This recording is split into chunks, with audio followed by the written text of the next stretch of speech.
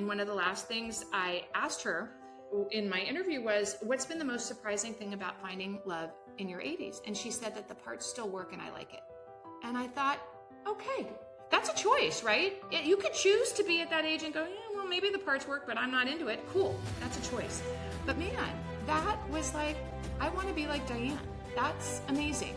It gives me a lot of excitement because I'm going into this next phase, not a different Angela, but like a more evolved Angela, a more Angela, if that makes sense. Like I was always here.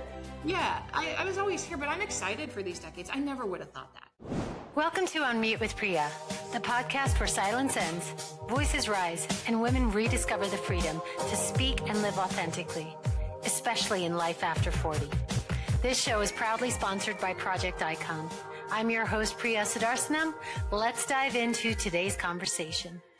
My guest today is Angela Burke, author of Real Girl's Guide to Midlife, a brutally honest and real funny look at what happens when women hit midlife and realize they've spent years living by rules that were never actually made for them. Angela, welcome to the show. Thank you so much for having me, Priya. It's so great to be here. Yeah, I'm really excited because this whole podcast is dedicated to that transition that happens at midlife, especially for women. And when we wake up and say, what the hell have I been doing? So congratulations on the book, first of all. It came out December of 25. It did. Thank you so much. You know, I actually had this book idea when I was 35 and a lot of transitions, and I was at a crossroads in so many parts of my life, and I had ideas and questions, and I put them all into a folder, and then the folder promptly got buried, and I found it. And actually December of 24, when I retired and I opened up the folder, I was like, well, look at that. I'm still struggling with a lot of things. And so, yeah, it was, kind of 20 years in the making, I think. Wow. Yeah. So what was happening in your own life that said, hey, this is the time for it to come out? Yeah. Well, so, if I go back to what was happening 20 years ago, I was at a transition point. I had 2 of my 3 kids at that point. I was in a marriage that I was certain was probably not going to go the distance. I was at a career crossroads. I noticed my appearance, nothing dramatic or tragic, but you're in your mid-30s, things start to change a little bit. My cycles were starting to change even at that point, and I didn't understand what was happening. And I was looking around and everybody just seemed to have everything together.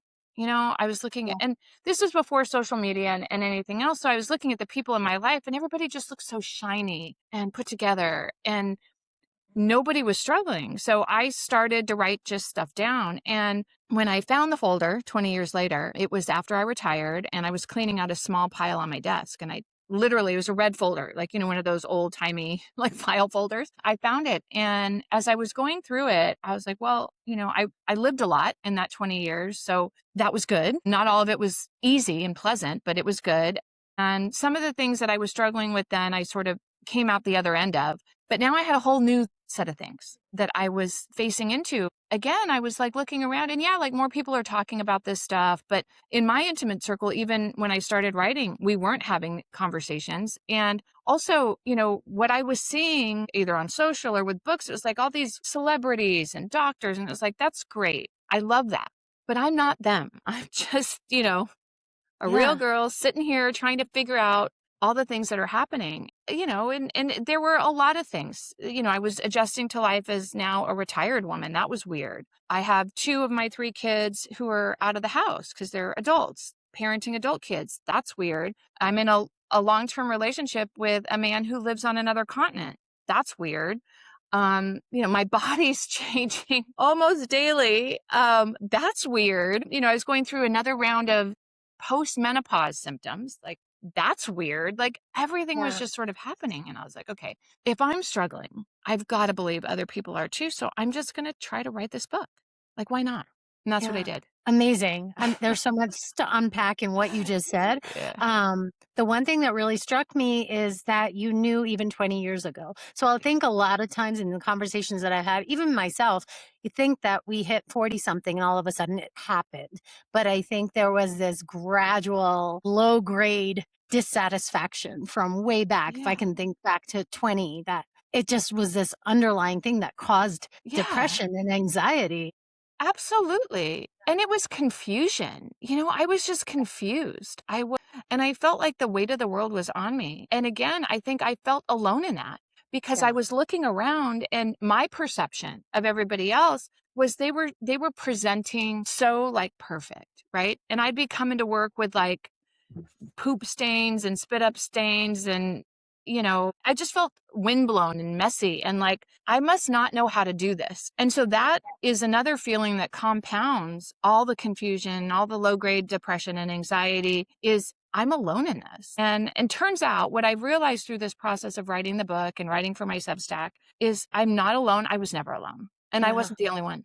And I wish I would have known that then. I wish somebody would have helped me to see that then, because I think my experience would have been a little bit different. Not like those things would have gone away, but that's Right. what I think a Real Girl's Guide has helped me to affirm for myself. Even though you felt alone and you were writing these things down, did you voice it to anyone? Were you able to have that voice or even to your partner, or your husband? And No, not 20 years ago. I just, and there were a couple girlfriends who I remember sharing this wild book idea that I had. And, I would get oh, that's cute.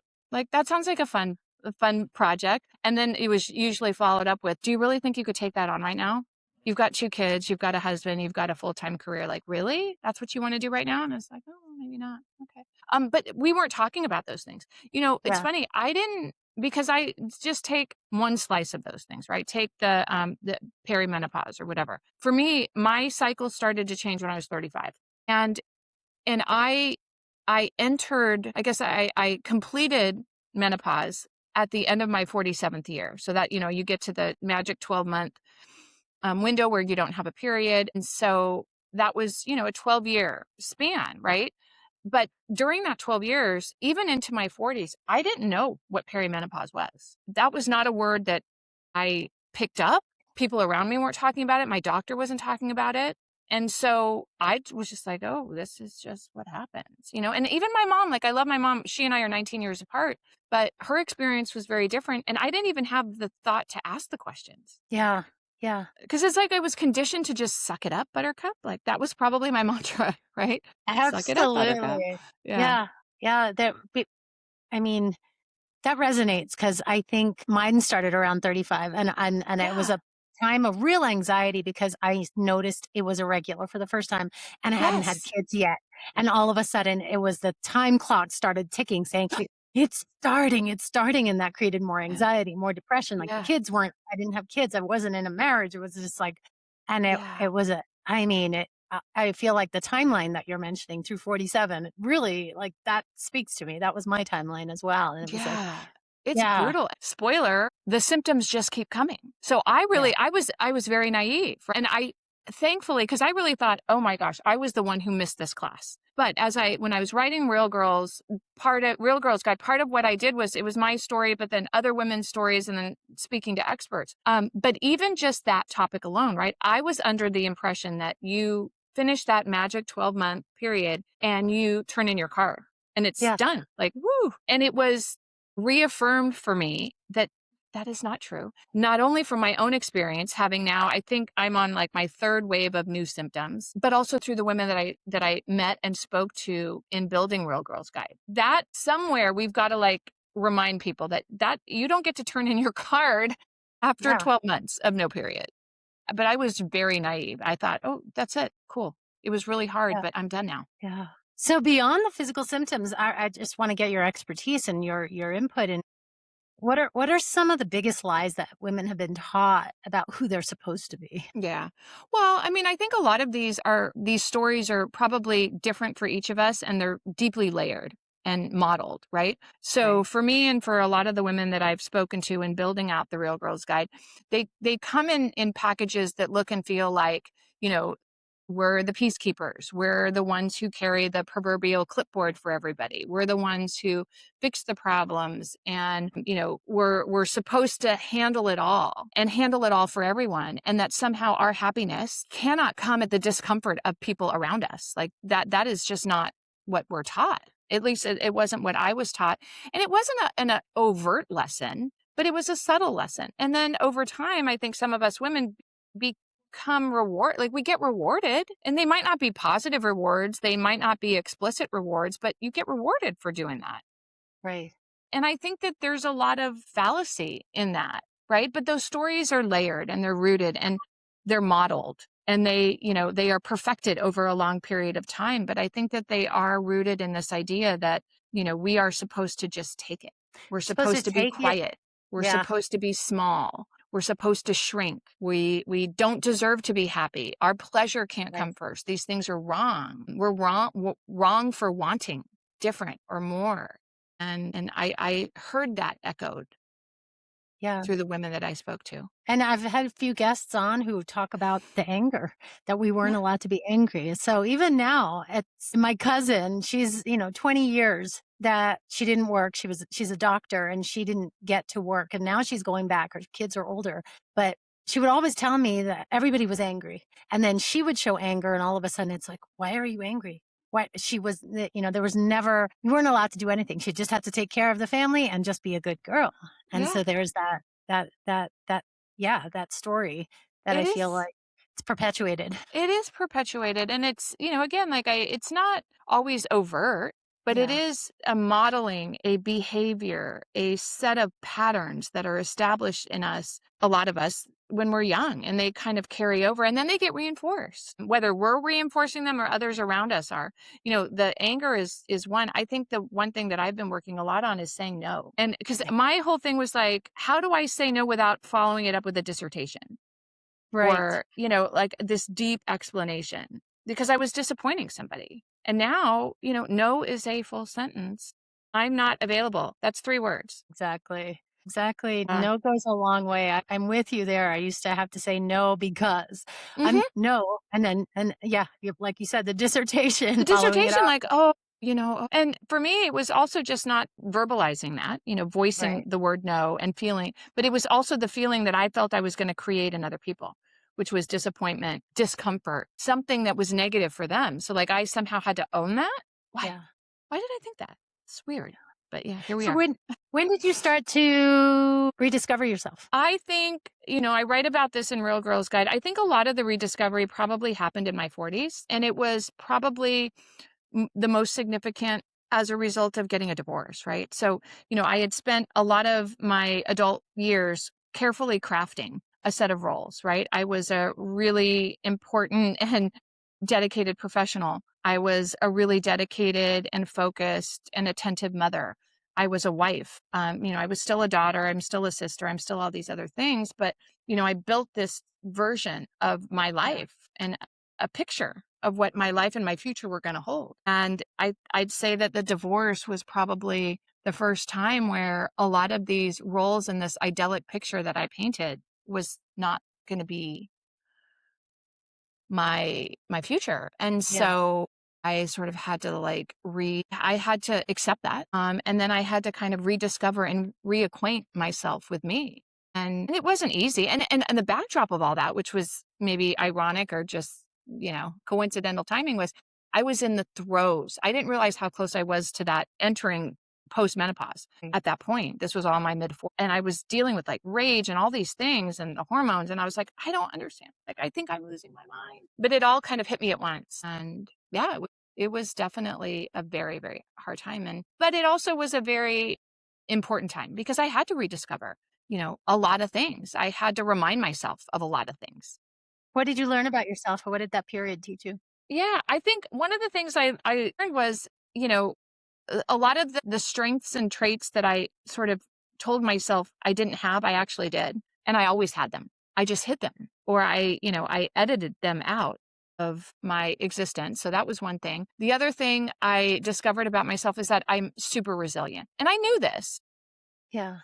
but I am very, very resilient. And if somebody asked me how I would describe myself, that's one of the first words that I use. I never would have done that in my 20s or 30s. I didn't consider myself resilient then. And I think the third one is, and this is, admittedly not something that I loved talking about in the book, but I didn't really understand how my body worked. I didn't understand how I worked. I didn't have a relationship with things like intimacy and pleasure myself. And I lived a lot of life just kind of going, well, I guess that's not like important. And I don't just, not that I don't deserve it, but like I'm here to just make everybody else comfortable and happy. And, It sounds that's like just what I do. downplaying your own needs. Yeah, downplaying my own needs and my own understanding of my relationship with things like intimacy and like, and that I was somehow wrong for wanting more. Right. So yeah, that I didn't love coming to terms with that, but it was the truth. I something in your and this is definitely what happened to me as I started to come into terms with what I want and actually finding my voice and Mhm. realizing, hey, I'm a person. I'm not just there for your entertainment, just in any area, whether it's Mhm. listening or whether, anything. Whatever. That that it wasn't just about intimate relationships, like friendships actually started to leave my life, like Oh women yeah. leaving my life, and it was quite a painful process. I was hanging on to them with dear life, and you write about that in your book Yeah. as well, like, about relationship shifting, and if Oh you can yeah. speak on that, did you lose friends during that time as well? Yeah, I mean, it's a good point, and I don't know. I think what happened is I was discovering the me I always was. I was kind of reacquainting myself with her, and I was also not even taking like a specific inventory, but as I became more confident, as I became more, kind of 10 toes in on everything that I was standing in and wanted and was tolerating, not tolerating, the boundaries started to emerge. The tenor of some of my relationships shifted, right? And some people don't like that. Some people don't like when you show up different. Yeah, And I observed that. And it was jarring for a lot of people. And so I think the composition of some of the relationships have changed for sure. Maybe some of the proximity that maybe things I used to hold really close, I don't hold as close. I think some of the weight changes. How much weight do I put in? How much effort do I put into certain things? And I'm evaluating those things. And that was one of the other, again, writing this book was so strange for me because a lot of it was very cathartic for me, but it also was this reminder that I was never alone. I'm not alone. It was talking to so many women for Real Girls Guide and the experts. I was affirmed. A lot of the things that I was feeling and seeing and experiencing, I was affirmed. And everybody's story looks a little bit different, right? And everybody's experiences, but there were so right. many red threads that connected a lot of the themes. And so I think that notion of, relationships do change. Yeah, Your role in them, your tolerance of them, your ability to give, the level of effort that's matched or unmatched, and the evaluation is different. yeah. As you talk about these changes and then finding yourself, finding that person that was always there, one thing that used to really trigger me with what these people, as I was changing, these people would Yeah. say to me is, "That's not like you. That's not you." And they were defining me Yeah. because they were so used to me being just so quiet and complacent Yeah. and yes, ma'am, yes, sir kind of Yeah. attitude about it.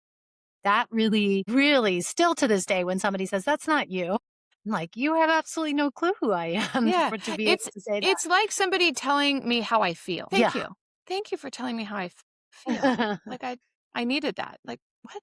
But it is. I think that, and that is hard, right? People like as much as we define ourselves, people get comfortable with how we present in the world. And I'm not saying that men don't have the same experiences and struggles. I'm not a man. I'm sure that they do. I think it is different for women, and I think what's different for women is we get to these crossroads in life, right? Where we don't get to just claim one slice of life that feels destabilizing. It's like all of these things are happening at one time. That's the other sort of interesting, reality of as I started writing the book and talking to so many women, it was like you don't get the luxury of just, like, let me just go work on the physical thing, or let me go work on the emotional thing, or let me go work on the relationship thing. It's all of these things are happening at one time. And then the backdrop of the hormones. It's like, wow, we just really cannot. Yeah. Yeah, absolutely. I mean, I love the way that you're breaking it down. When you say it like that, we are going through so much at the same time. And no wonder it feels crazy. No wonder. Like, it's just no wonder. And, talk about doing the inventory. If you just stop and think, like, yes, it's a lot of things that change at one time. And that's, somebody had asked me that too. Like, why is midlife so hard? It's like, well, for women, I can't speak to men. We go through so many changes and evolutions. And for women, in this span of, and there's no one magic decade, right? Like, oh, your 30s isn't midlife or your Right. 50s aren't midlife. Like, it's just this change and evolution. And that's, you kind of keep throwing everything into the mix. It's like, yeah, no wonder it feels so hard. Yeah. And I feel like with this midlife, it's also this wake up to, hey, I have this much amount of time left. I've Yeah. spent this much time on something. I got to live this the way I want to live this. I don't have time to waste anymore. Percent. And there's a new sense of urgency, right? Like the proverbial clock is not just Yeah. it's like a dare now, right? Like the clock is like daring you to do something. And also I think too, if rewinding the clock back, and I've heard this echoed, the oldest real girl in the book that I interviewed is a woman. She's in her 80s, and she wrote her first book in her late 70s. It was her way of dealing with grief after losing her second husband. And she was not an author before, so she writes this book, which I think is amazing, right? Like, how badass is that? 78, 80, you're writing a book. And so, and I was able to connect with women who were in their 60s and 70s, and it's been amazing. If you were to have asked me in my 30s, how excited would you be about the prospect of turning 60? I would have been like, is negative zero a number? Like, can I give you about 10 million negative zeros? I never would have fathomed that I would be sitting here in my mid 50s now looking forward to the decades to come Yeah. because of this shift, right? That I've made in myself, and because of the shift that so many of us are like, you can't help but be drawn to this, like the law of attraction here, as people around you are shifting and this vibe is changing. It's like, you're drawn in. One of the things about this one particular woman that I interviewed for Real Girls Guide, her interview was lovely. Like, I can't say enough about her. Her book is amazing. But she went on to find love in her early 80s, so like 81, 82. And one of the last Wow. things I asked her in my interview was, what's been the most surprising thing about finding love in your 80s? And she said that the parts still work and I like it. And I thought, okay, that's a choice, right? You can Yeah. choose to be at that age and go, yeah, well, maybe the parts work, but I'm not into it. Cool. That's a choice. But man, that was like, I want to be like Diane. That's Yeah. amazing. That's So it amazing. it gives me a lot of excitement because I'm going into this next phase, not a different Angela, but like a more evolved Angela, a more Angela, if that makes sense. Like, I was More always Angela, here. I get that. Yeah, Yeah. I was always here, but I'm excited for these decades. I never would have thought that, honestly. I would have been like, 60s, 70s, like, oof. But now I'm really looking forward to them. Would you say you're happier? I would say I'm happier. I would say I'm more content. I would Content. say that I'm more settled. And Yeah. to me, being more settled, being more confident, being more sure, being more steady makes me happy. And look, there's plenty of stuff that I'm still dealing with. There's stuff that I don't even know that's going to hit me, that's going to come, but I think I'm steadier. Yeah. Steady's a good word. Yeah, I think I'm steadier, and happiness for me comes when I feel steady. And so, yeah, I would say I'm definitely happier. It's not like I'm happier with I'm happier with me. Yeah. I'm happier with the choices that I'm making, and I'm happier with the decisions, right? Everything's a choice, and I'm deciding to do this. So I'm happy with me, and I think that makes then my surrounds more pleasant. Yeah. Yeah. And it sounds like that's more sustainable. It's nothing external. There's nothing. It's totally internal. It is. And I mean, if you think about it, what can you control? What can we control? Very little, right? Very little. You just can't. But I can control myself. And I also, I think that this midlife and actually writing Real Girls Guide actually allowed me to reflect back a little bit too. And it was a good reminder.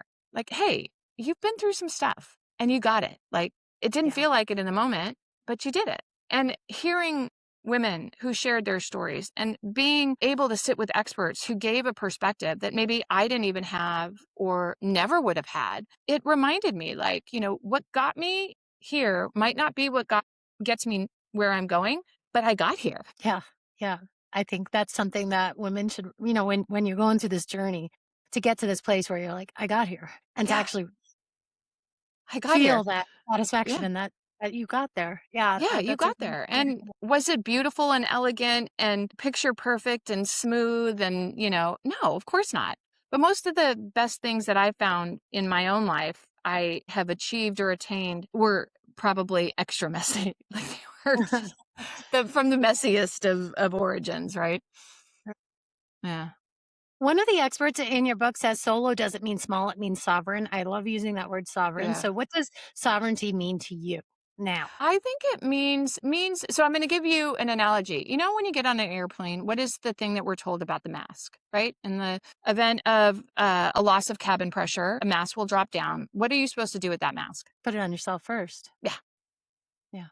And I know it's very hard for me to do that. And I even, I travel with my kids who are older now, but I even have to think like, and I travel a lot. So my Aussie man lives in Aussie. So we're always traveling. I have to remind myself, especially when I'm traveling with the kids, like, and they're old now, like, okay, remember, you can't help them unless you help yourself.